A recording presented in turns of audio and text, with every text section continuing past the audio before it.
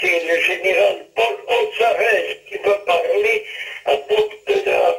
Mais il s'agit dit à Bob Denard qui a un tartampion que ce type veut faire un reportage sur lui.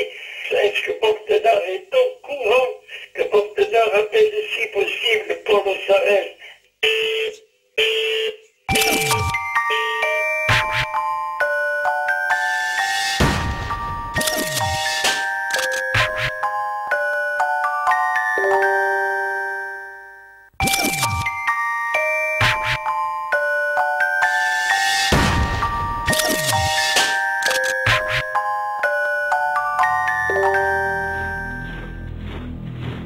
Gilbert Bourgeot, Henri Thomas, Saïd Mustapha Madjou, Moganga. Une seule et même personne se cache derrière ces noms, Robert Denard, dit Bob. Il est le plus connu des mercenaires français. Il a traversé les époques, les continents et les conflits. En Afrique, Bob Denard fut l'un des acteurs les plus bouillants de la guerre froide.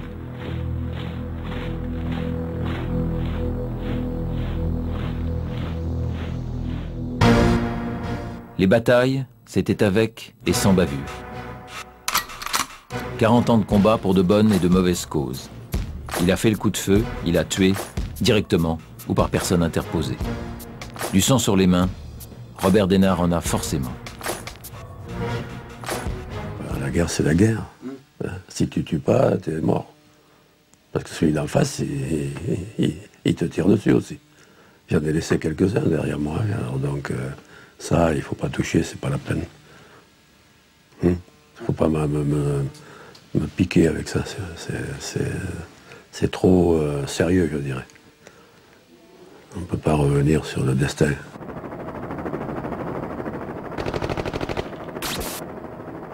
Nous ne sommes pas des bêtes de guerre, nous sommes des hommes conscients, capables de défendre des idées et d'aller et de mettre notre peau au bout de ces idées.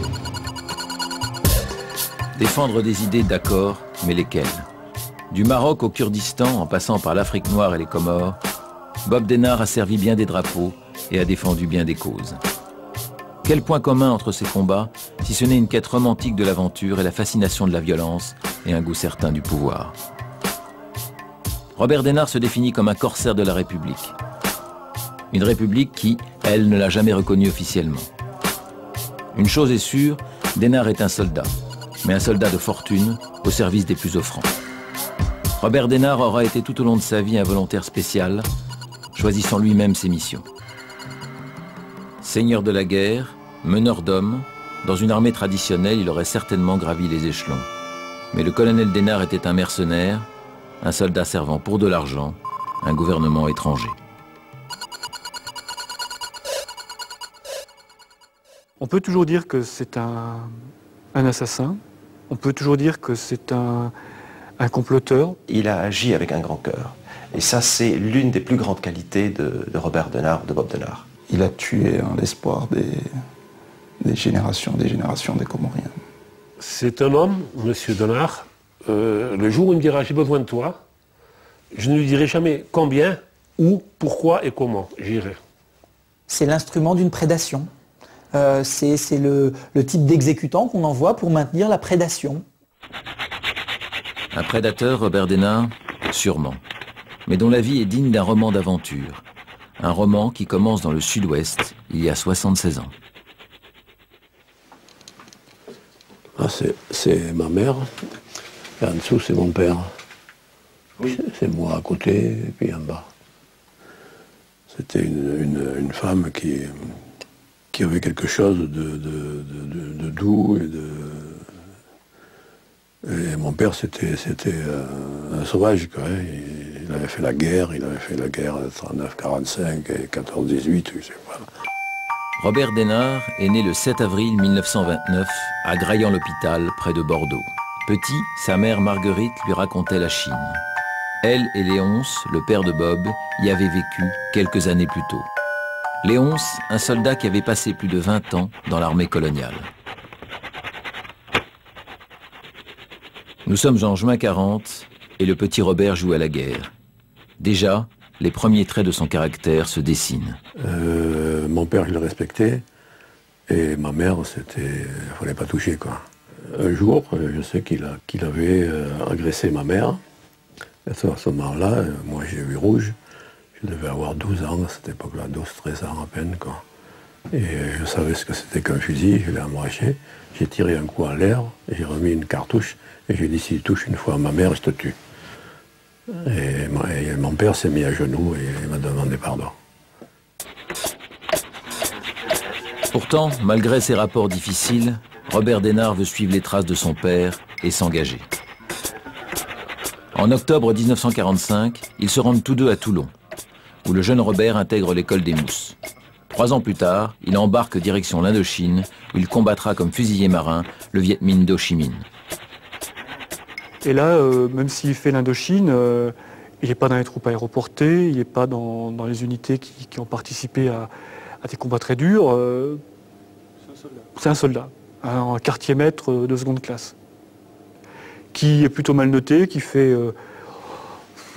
réussit à se faire mal voir, à se faire mal noter. Bon, finalement, et au bout de ces années d'engagement, ni lui ni la marine n'ont envie de reconduire l'expérience et il s'en va.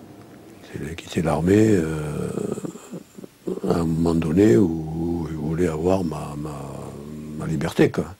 Mais tout en restant dans le système, quoi. Sur le bateau qui le ramène à la vie civile, Robert Denard n'a plus d'avenir.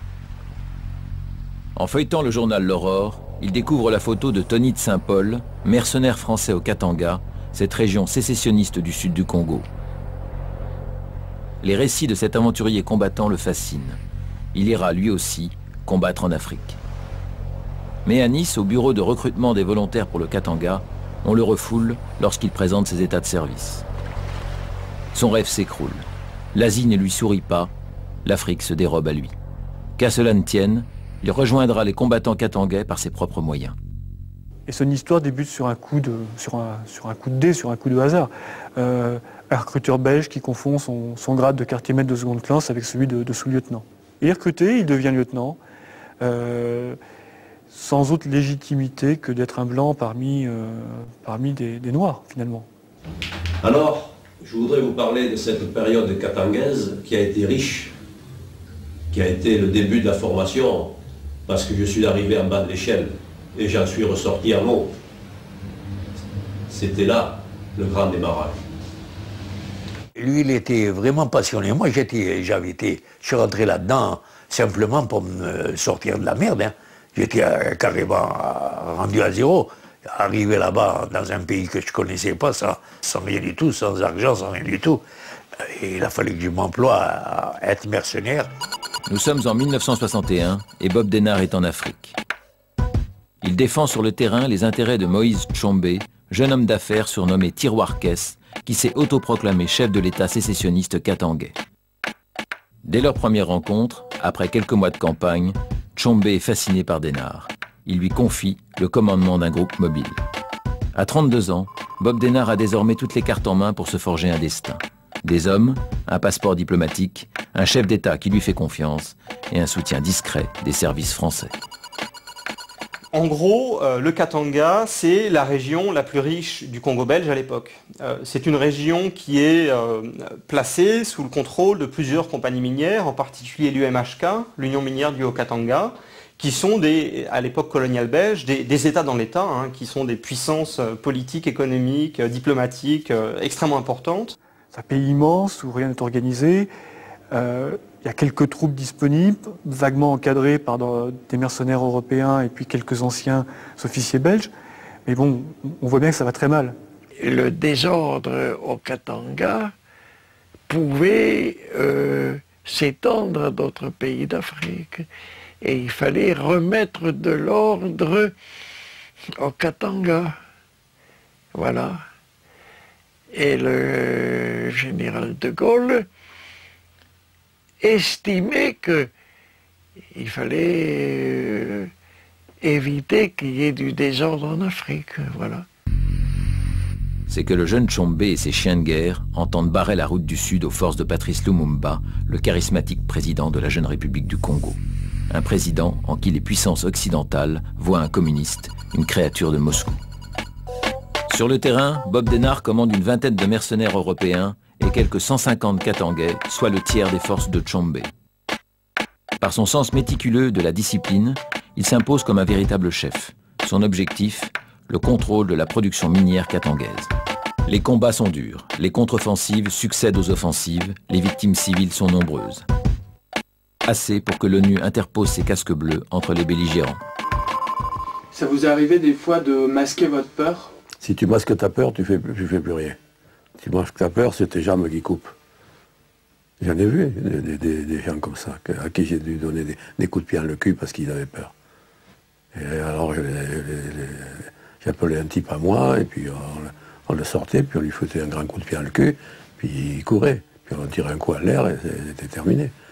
Hein, le mec, après, il avait des couilles, quoi. Hein. Puis après, en définitive, quand il y a des trucs comme ça, il ne faut pas être derrière, sinon t'es le guignol. Il faut être devant.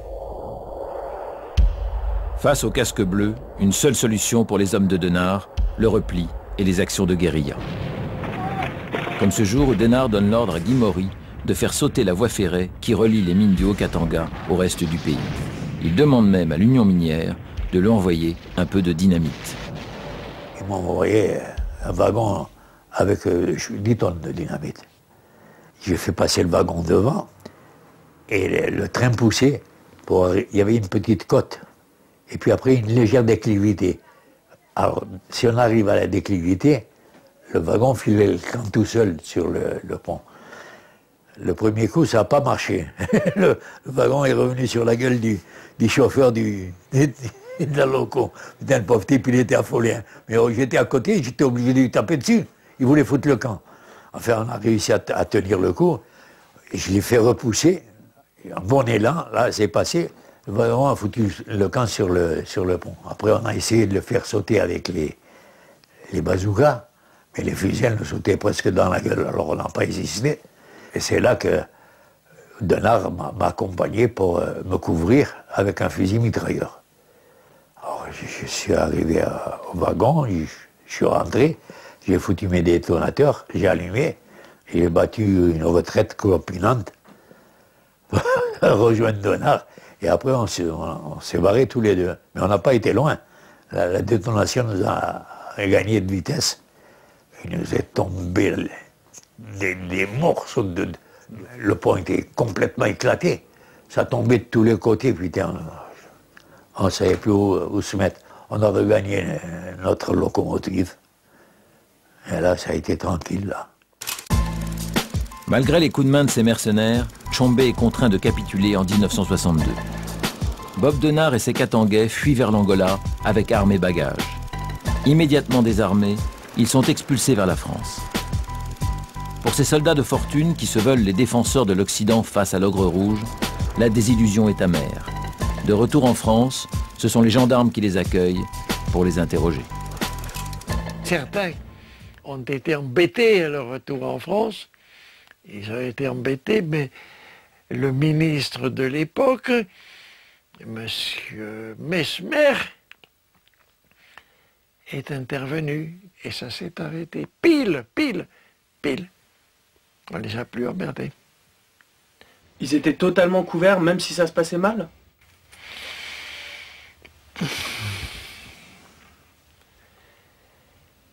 On ne prévoit pas que ça se passe mal. Les services français savaient très bien ce que Bob était en train de préparer ou ce qu'il faisait. Et puis une bonne partie de ces opérations a été quand même, je dirais, aidée, subventionnée même par les services français, surtout à l'époque avec les réseaux Focard. Jacques Focard, animateur et tête pensante des réseaux France-Afrique. De Charles de Gaulle à François Mitterrand, cet homme de l'ombre incarnera la politique paternaliste de la France envers ses anciennes colonies africaines. Et pour maintenir sous cloche le précaré africain, Focard n'hésitera pas à s'appuyer sur des hommes comme Bob Denard. Jacques Focard est allé le chercher et puis il l'a promu d'abord au Congo-Zaïre, enfin ex-Zaïre, aujourd'hui Congo, et puis progressivement a accompagné toute sa carrière en lui donnant des missions, officiellement comme un indépendant et puis officieusement au service de la DGSE. Je ne faisais pas les choses sans leur dire ce que j'allais faire ou sans leur dire, moi, quand il y avait quelque chose que je devais faire, j'allais les voir. C'était pas la peine d'essayer qu'il y ait des écoutes ou un truc comme ça. Il a toujours estimé qu'il agissait dans le cadre des intérêts français. Qu'il avait une lettre de marque, comme un corsaire. Alors même si les corsaires avaient une vraie lettre de marque signée, rédigée, avaient un vrai document, lui passait des contrats, je dirais, verbaux. En tout cas, il ne devait jamais aller à l'encontre des intérêts nationaux. Donc, d'où cette fameuse notion de feu vert, feu orange. Mais jamais, et je crois qu'il est sincère lorsqu'il le dit, jamais il est intervenu en ayant le feu rouge.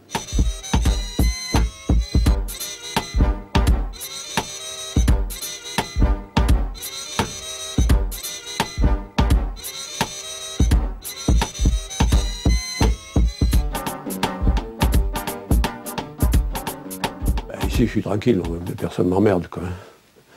Non, c'est moi qui ai tout arrangé ça, tantôt avec ma femme, tantôt tout seul, et puis on a collé ça partout, quoi. Puis ça permet d'avoir tout, partout où on est passé, pratiquement, quoi. Ça, c'est des gadgets, hein. C'est des armes, ouais, ça fait pas mal, ça, un coup dans le cul, ça fait pas mal, quoi. Ouais, c'est des billes.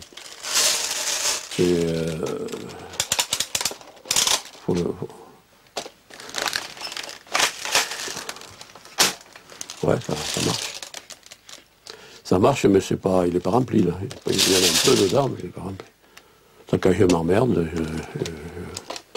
je tire dehors, quoi, derrière la maison.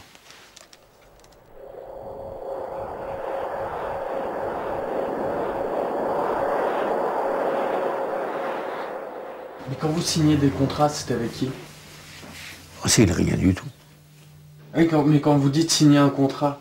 Oh, c'est un contrat moral. Contrat moral. C'est tout. Ah, j'ai mis une signature quelque part. Tu vis avec moi au Yémen, oui d'accord, je vis avec toi au Yémen. Tu touches 100 par mois, bon, $1000, ça va. Au revoir. 1963. Les anciens du Katanga s'ennuient ferme à Paris.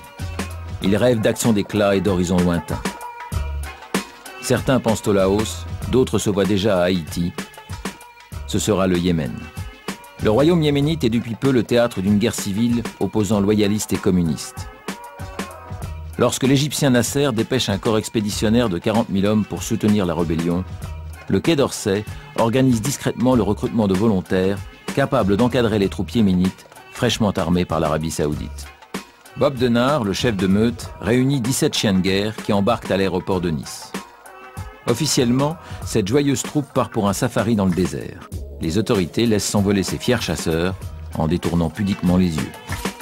Alors on y a été, mais avec des Lienfield et des mortiers de 81 avec 4 obus chacun, on ne pourrait pas faire grand-chose. Hein.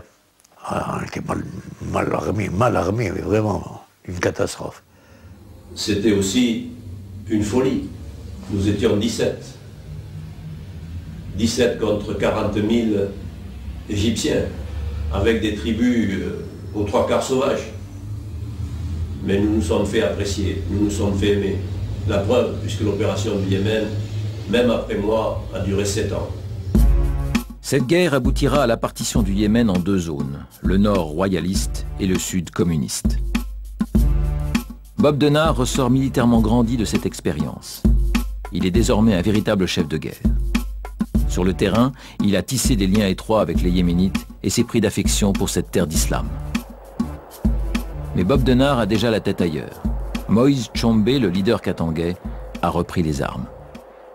Du côté du Katanga, il y a encore une série de tensions, en particulier dans le nord du Katanga. Le gros problème de l'armée congolaise à cette époque-là, c'est qu'en fait, elle a été très très sévèrement endommagée par tous ces troubles, et qu'il faut récupérer une capacité d'action assez vite. Et c'est pour ça que les mercenaires vont être réutilisés rapidement. Le SDES, le service de contre-espionnage français, était-il au courant des projets de Denard? L'a-t-il soutenu? A priori non. Mais une chose est sûre, dans la fameuse piscine, siège des services français, tout le monde sait ce que prépare l'affreux Bob. Quant à déterminer précisément qui, dans ces eaux troubles, tire les ficelles ou porte le chapeau, c'est une autre histoire. Avant de repartir pour le Katanga, Bob Denard procède à un recrutement massif. Dans ce milieu, tout est histoire de relationnel. Les hommes chargés de la sélection passent par les petites annonces. Cherche jeune homme physiquement solide et pris d'aventure pour découvrir le monde.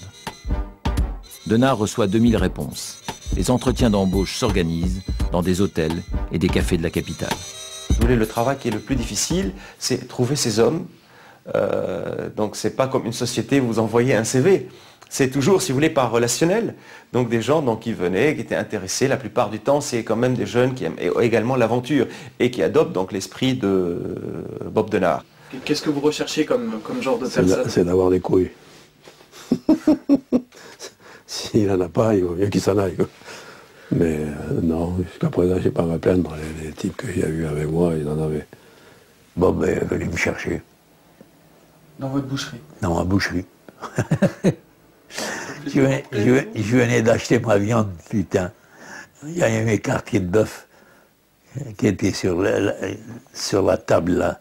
J'ai juste rentré dans la glacière et j'avais un servant. Hein, et je lui ai remis les clés et j'ai foutu le camp. Il a surnommé en fait un peu donc son équipe, c'est avec un slogan, c'est Orbs Patria Nostra, c'est-à-dire le monde est notre patrie.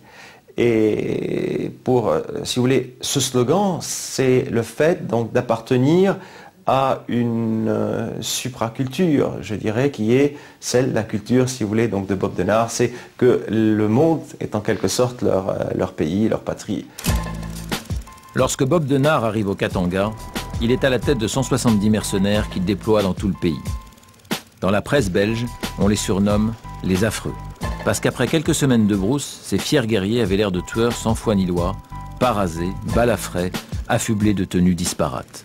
Il y avait quand même quelques drôles de gabarits dans notre troupe, hein.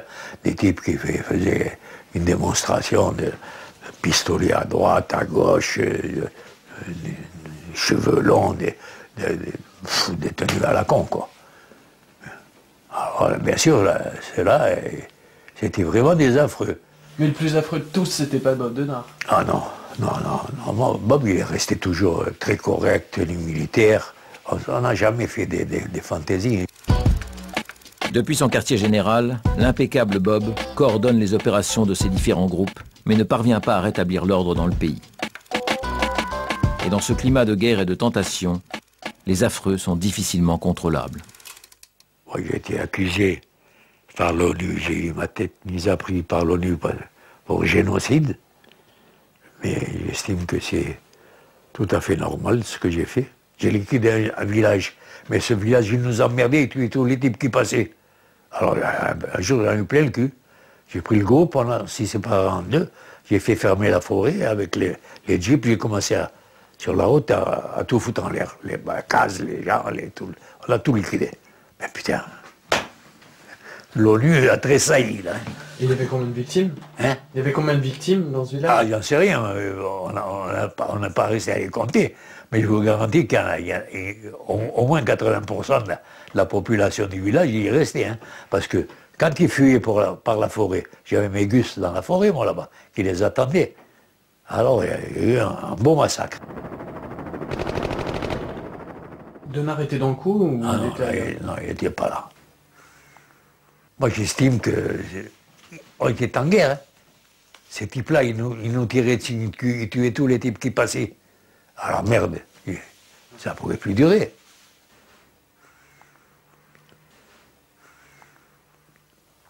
Voilà, je n'ai pas un seul regret.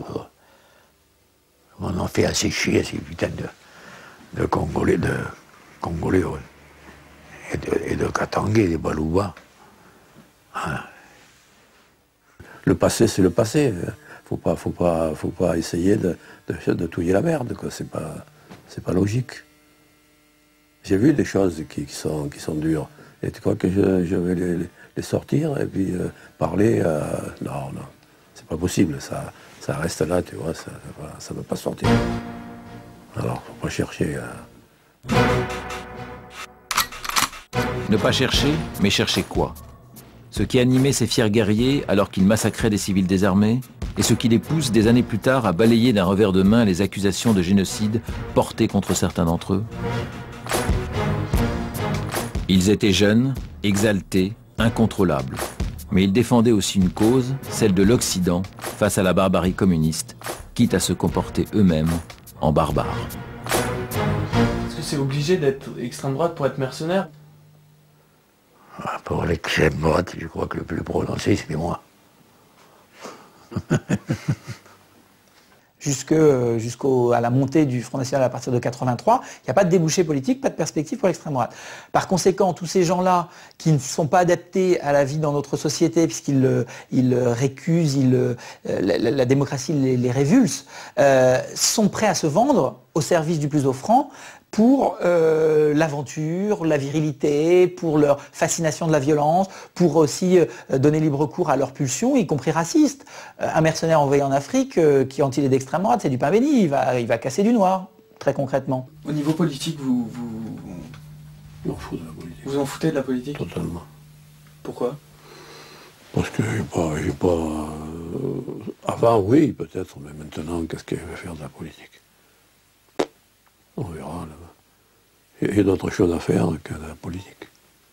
C'est pas un type qui vient de la gauche. S'il a un anticommunisme profond, il a mouillé dans des choses qui sont liées de toute évidence à ce qu'il y a de plus dur à droite. Et il est clair que Bob Denard est très à l'aise avec cette mouvance politique. Bob Denard, il n'a jamais fait de la politique. Mais il a ses idées politiques. Il a son idéal, pas ses idées politiques. Okay. Il vous dira son idéal à l'époque. Donc c'était la lutte contre le communisme et puis la défense des intérêts de la France. Ça l'intéressait la politique ou... Sa politique. Ah. Sa politique. C'était quoi sa politique? Arriver à être quelque chose de grand. Après la Seconde Guerre du Katanga, Bob Denard n'est plus un chef de bande, mais une personnalité qui compte, décriée par certains, adulée par d'autres. Les chefs d'État africains et les services français font régulièrement appel à lui. Il conseille, organise, s'immisce dans les affaires. Comme un bon consultant, il enchaîne les contrats. Vous avez besoin d'une assistance? Bob Denard répond présent. Finalement, peu importe le contexte, il fonce tête baissée, droit devant. 1968, Bob Denard monte une opération pour livrer des armes au Biafra. 1970, il est au Gabon où il forme les troupes d'Omar Bongo. 1972, pour freiner l'ascension au pouvoir du colonel Kadhafi, il prépare une expédition en Libye.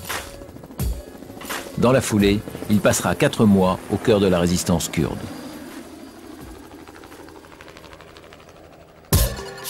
« 1975, il monte sa première opération visant les Comores. Il y reviendra, c'est sûr. Son échec le plus cuisant, il le subit en 1977 au Bénin. Lâché par les services français, Denard et ses hommes sont pris dans une embuscade. Ils s'échappent de justesse de Cotonou. Dans les traces de Bob Denard, des victoires et des défaites, des victimes et des complots. Mais le passé, c'est le passé, on oublie et on ne regrette rien. Autodidacte du mercenariat, Bob Denard aime le pouvoir. Il gagne en confiance, maîtrise son image et compose avec elle.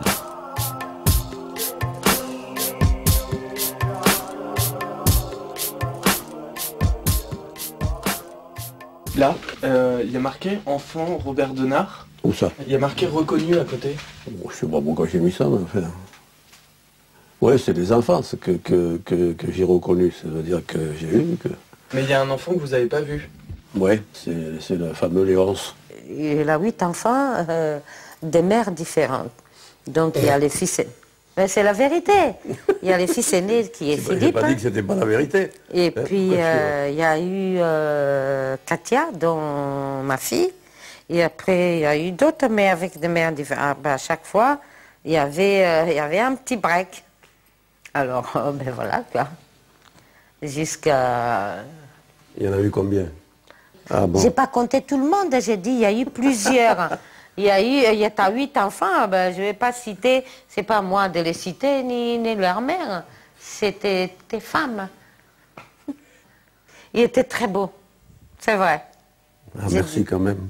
Mais c'est la vérité. Bah oui. Ouais. Si, il y a toutes les filles qui lui couraient après. Et tout.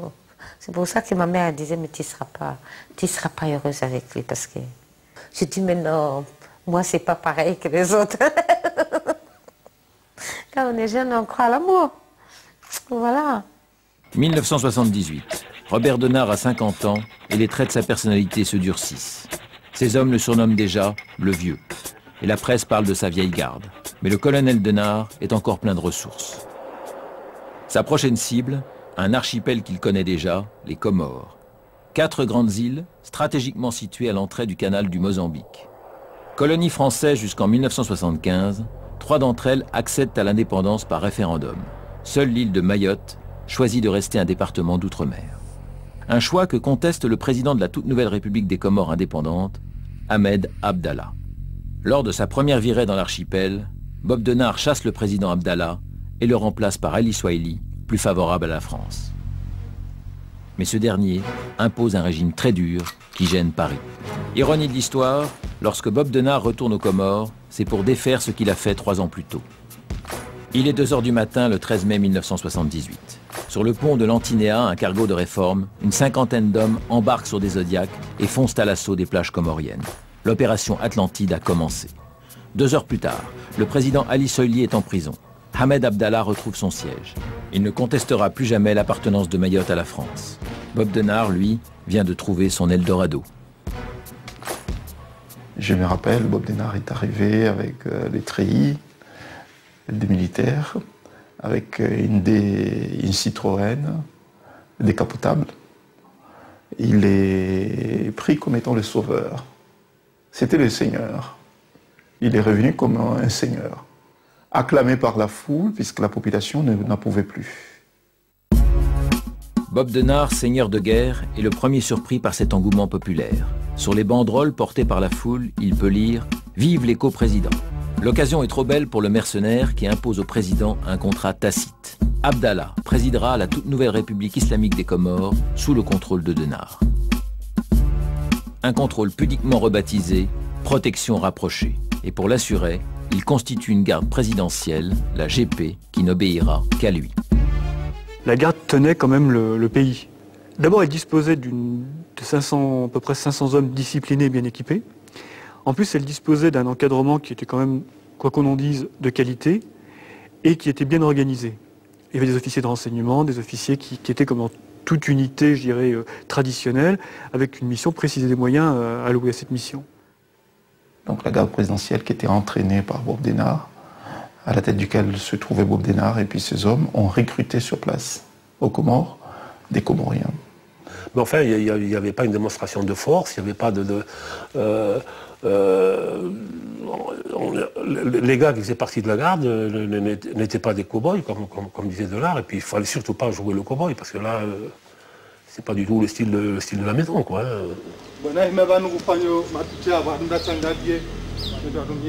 Et elle a fière allure, la GP de Bob Denard. Mieux, elle impose une certaine stabilité politique au pays, quitte à agir de façon musclée. Mais Denard se découvre de nouvelles ambitions. Économiquement, les Comores dépendent de l'aide extérieure. Denard les rêve autosuffisantes. Pour y parvenir, il faut développer l'agriculture. Il construit une ferme test de 600 hectares. Et pour pallier le manque d'eau, il transforme le cratère d'un volcan en un pluvium. Et ça marche. Étape suivante, attirer les touristes et leurs devises. Le mercenaire se fait bâtisseur et les hôtels de luxe jaillissent de terre. Quand les Comores, à part la mer, et on ne s'y intéresse pas beaucoup, quand les Comores comme industrie, à part l'ilang, qui ne se vend plus, à part la vanille, qui, heureusement, les paysans ont fait une bonne année, à part les girofles, mais il faudrait en bouffer des girofles pour pouvoir faire vivre le peuple comorien. L'idée de Denard, c'est de faire venir un ingénieur agronome, essayer d'adapter le plus de légumes et éventuellement de fruits possibles aux Comores pour pouvoir développer l'agriculture aux Comores, aussi bien l'agriculture que l'élevage d'ailleurs.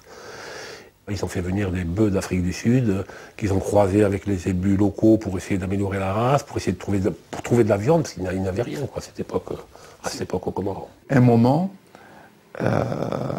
Bob Denard et ses amis ont voulu humaniser, ont fait une tentative d'humaniser leur présence aux Comores et tout, en disant que, écoutez, nous avons acheté des parcelles de terrain, nous les avons transformées en zone de plantation, etc. Vous voyez, nous avons créé des fermes, nous faisons travailler des Comoriens et tout. Bon, vous voyez que notre présence ici n'est pas forcément négative, contrairement à ce que soutiennent les médias ou bien ce que soutiennent les opposants comoriens. Il y a un des paysans qui avait volé des graines de tomates. Je me rappelle bien, à l'époque, c'était 3 kilos de graines de tomates, c'était énorme.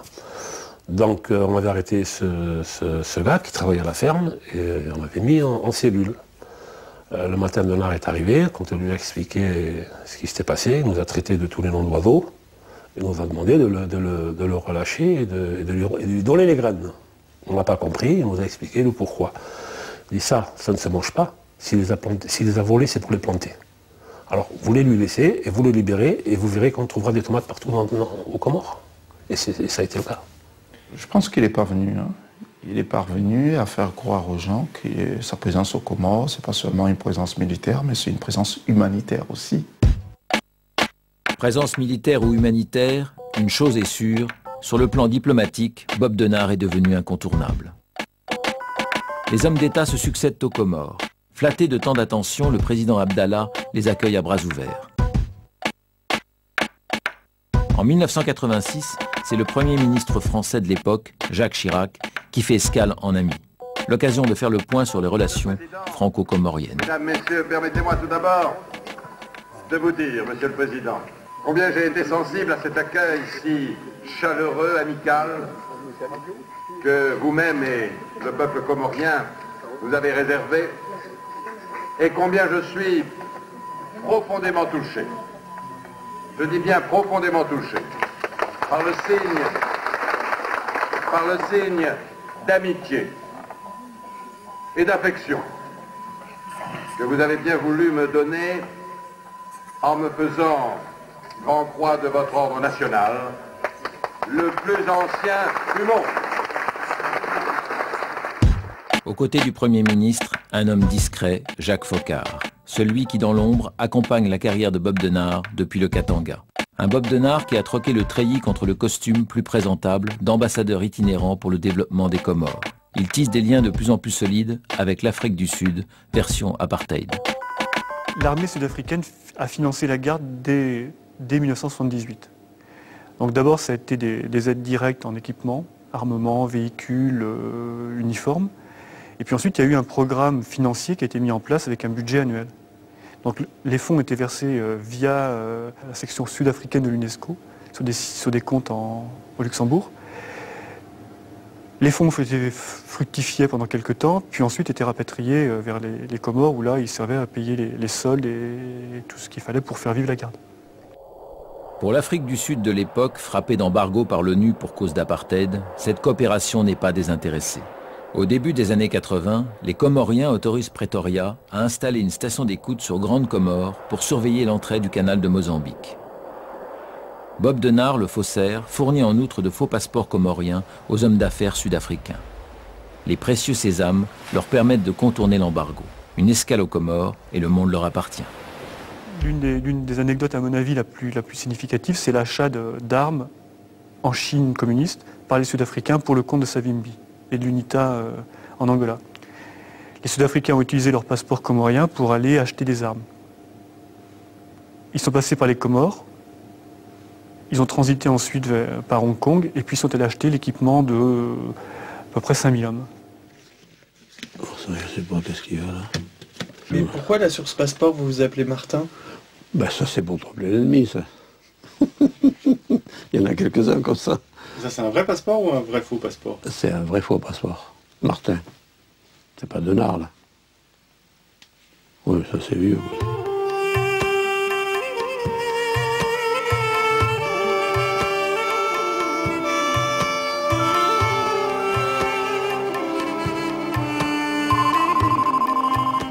Non, aux Comores, à un moment, il s'est senti intouchable. Et il s'est converti à l'islam. Il a épousé une Comorienne. Et bon, il était chez lui. Mais tout ça, c'est une conversion opportune, d'opportunisme, hein, pour pouvoir justement maquiller tout ce qu'il faisait. Denard a développé ses affaires personnelles en créant la Sogecom, en faisant fructifier l'argent que les Sud-Africains versaient pour la garde, et puis en essayant d'utiliser cet argent pour ensuite aller prendre des contacts dans certains pays du monde, en particulier en Asie, pour essayer de créer des liens pour favoriser le développement économique des Comores. Son chiffre d'affaires de 78 en 1989 était évalué, estimé à 800 millions de francs français à l'époque. Donc c'était une présence qui était fructueuse. Bob Denard n'est pas Mère Teresa. Hein. Est-ce que les Comoriens vous appréciaient? Je crois que oui. Je leur ai foutu quelques coups dans le cul, bien sûr, mais c'était pour les... Dans les Comoriens, ils dorment bien, quoi. Doucement le matin, pas trop vite l'après-midi, quoi. Les gens ont très peur de lui, hein. Ont très peur de lui, puisque... c'est la terreur, hein. La fidélité, il l'a eu avec ses hommes, est-ce qu'il l'a eu, selon vous, avec les Comoriens? Ah oui, ah oui. Et il disait toujours, il faut montrer la force pour ne pas avoir à s'en servir. Ça a été sa devise. Il y a toujours ces deux facultés, c'est depuis l'Antiquité grecque d'ailleurs qu'on parle, deux façons, si vous voulez, de faire respecter la loi. Soit par la peur de la loi, ou bien par l'amour de la loi. Et aux Comores, en particulier, ils avaient besoin ils étaient au stade de la crainte de la loi, de la peur de la loi. Et donc il fallait agir par une force, si vous voulez, pour leur faire respecter les institutions. Et c'est pour cette raison que certains Comoriens ont mal, si vous voulez, digéré, surtout le fait qu'une personne qui ne soit pas comorienne vienne en fait les prendre en main.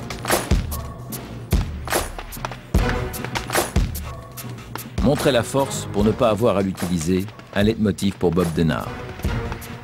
Ici, les membres de la garde présidentielle en manœuvrent dans la campagne comorienne. Mais ses ambitions sont bien plus grandes. Il veut créer une agence internationale du mercenariat. Une base arrière aux Comores, idéalement située, doit agir rapidement à la demande de n'importe quel chef d'État. D'avion en avion, Bob Denard réactive ses réseaux pour s'ouvrir de nouveaux marchés.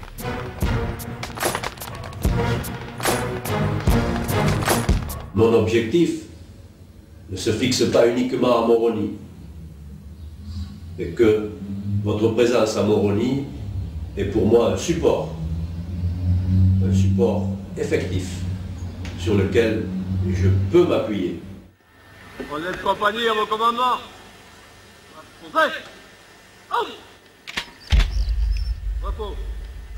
Depuis son île au trésor, Bob le corsaire organise les coups de main. Ainsi, en 1982, on le retrouve au Tchad, aux côtés d'Hissène Habré, face aux Libyens de Kadhafi. En 1989, la situation internationale change. Le mur de Berlin s'effondre, entraînant dans sa chute le bloc communiste. En Afrique du Sud, le régime de l'apartheid vit ses derniers jours. Pour Bob Denard, c'est son principal pourvoyeur de fonds qui disparaît. Sans soutien, sans argent, sans option de repli, Denard tente un coup de force contre le président Abdallah. Bob Denard ont préparé une forme de soulèvement des militaires ou bien des gendarmes pour faire un assaut à la présidence. Ils sont allés réveiller Abdallah pour lui dire « Écoutez, vous êtes menacé. Il faut absolument signer ce document pour nous autoriser à prendre possession et des forces armées comoriennes, la gendarmerie et puis comment on appelle ça, le GP. Puisque si vous ne le faites pas, vous êtes menacé, ils veulent venir vous destituer. Et tout Abdallah est monté dans sa chambre, dans son bureau avec son pyjama. Si vous voulez, la chambre, enfin le bureau du président Abdallah, il y avait des escaliers, j'étais en bas de l'escalier. Dans le bureau se trouve le président, un garde du corps, le commandant Marquez, qui est le commandant opérationnel de la garde présidentielle, le capitaine Siam et Bob Denard. Donc Le scénario est assez simple. Il faut qu'Abdallah signe l'ordre de désarmement des forces armées, ce qu'il fait. Moroni, le 27 novembre 1989, minuit 10. Ordre est donné à la garde présidentielle de désarmer les forces armées comoriennes. Les autorités civiles et militaires, en l'occurrence la gendarmerie, doivent leur apporter assistance à toute réquisition de leur part. Président Ahmed Abdallah.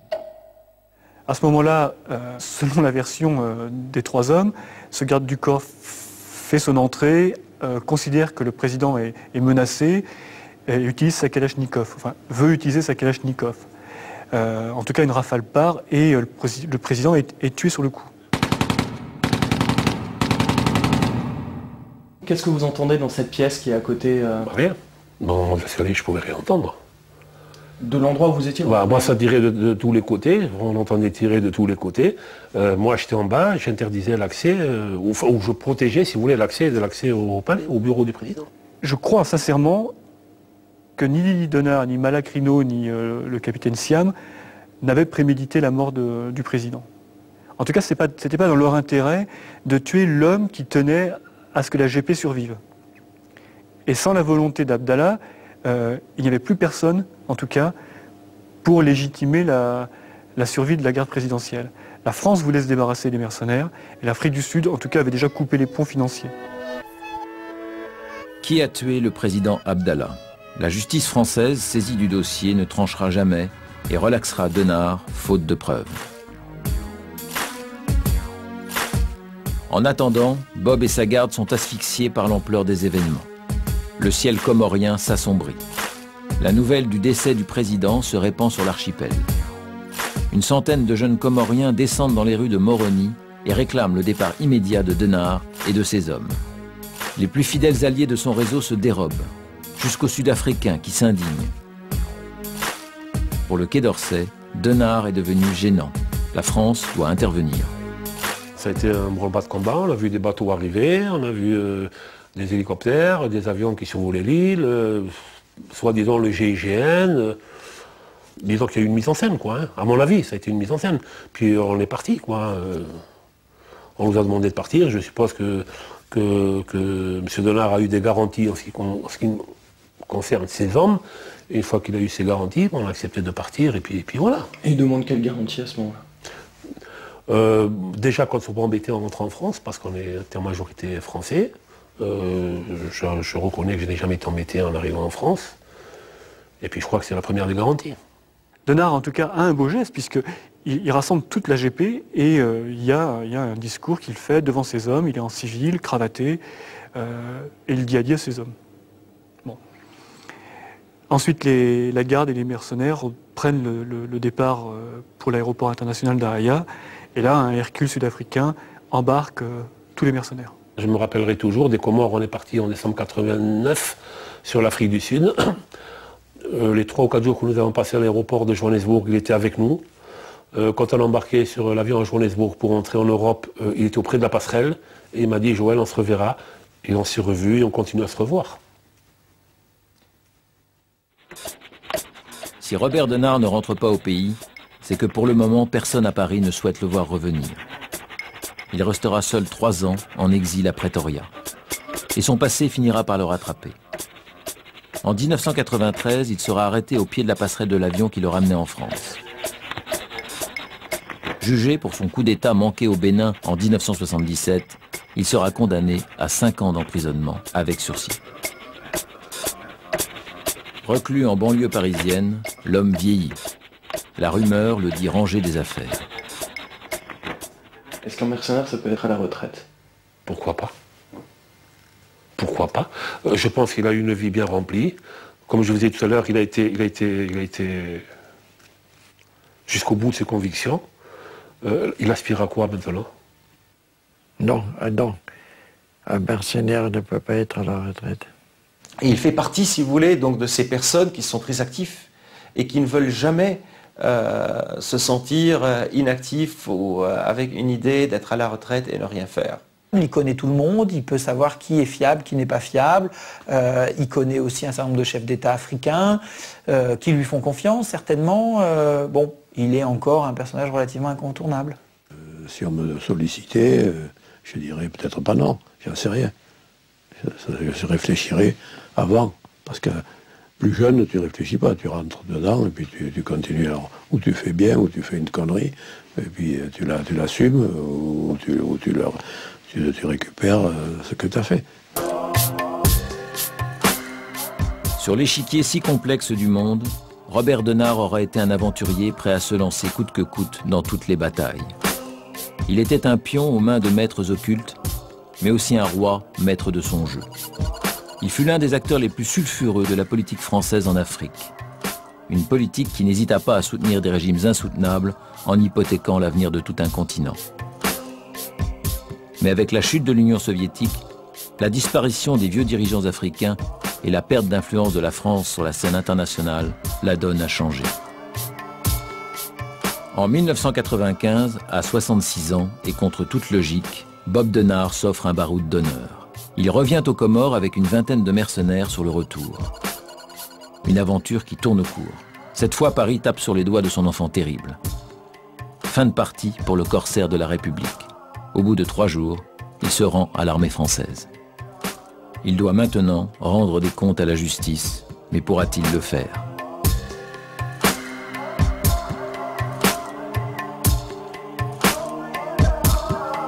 Pour son bien, pour le bon déroulement, si vous voulez, de la justice, j'étais obligé de déclarer sa situation de santé. Il s'agit donc de la maladie d'Alzheimer, dont il est atteint donc depuis quelques années, et ce qui altère donc ses facultés mentales et ce qui l'empêche de pouvoir avoir un discours avec un discernement devant le tribunal. Bob Denard ne semble plus aujourd'hui en mesure de répondre à la justice. Beaucoup pourraient bénéficier de cette situation. Son avocat, certains de ses compagnons de route, mais aussi tous ceux qui, dans les allées du pouvoir, l'ont laissé agir pendant près de 40 ans. Les hommes qui ont fait ça, qui ont donné les ordres à ces opérations mercenaires, sont toujours en place, ou sont toujours très proches. Alors évidemment, Mitterrand est mort, De Gaulle est mort, Jacques Foccart est mort. L'histoire continue à s'écrire, mais il faut un jour y mettre un terme. Vous savez, en démocratie, tout se sait, mais trop tard.